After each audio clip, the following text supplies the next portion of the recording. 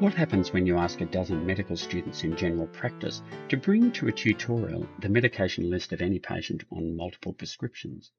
I'm Dr. Justin Coleman, a Brisbane GP, and when I did this recently, I was surprised when 10 of the 12 patients were on an acid reflux medication called a proton pump inhibitor, or PPI, things like Nexium, Somac, Pariet, or omeprazole. In fact, 2 patients were on 2 PPIs, which kind of rounded off the average nicely. They'd been on the same dose for years. To me, this raised the question, should reflux pills be routinely prescribed like this as long-term medications? In other words, should we treat PPIs like blood pressure and cholesterol tablets, where you stay on them for years because they continue to prevent bad stuff from happening? Or should we use them more like, say, a steroid cream for a nasty dermatitis?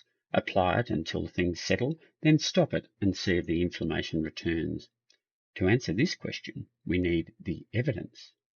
By happy coincidence, I chair the Choosing Wisely Australia initiative for the Royal Australian College of General Practitioners.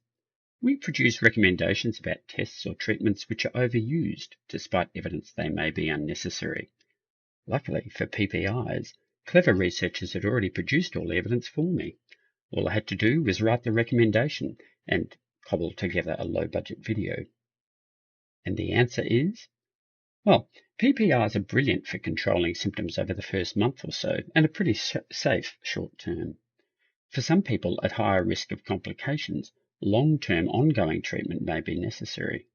But for most people, after the symptoms disappear, the dose can safely be stepped down and eventually terminated.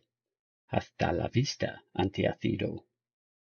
Unfortunately, we doctors are taught far more about prescribing than de-prescribing, except my medical students because I'm a bit obsessive. Why does all this matter? Half of all older Australians take 5 or more medications and 10% take 10. Any unnecessary pills just add to the problem. PPIs are relatively safe but do have side effects. Antacids cost Australians a whopping $450 million last year. The heavily marketed newer PPIs are, inexplicably, the most popular, despite being far more expensive. So, as my medical students discovered, it seems too many patients are on long-term antacids. As a patient, certainly don't stop the medication yourself, but ask your doctor if you have a particular uncommon condition which requires it.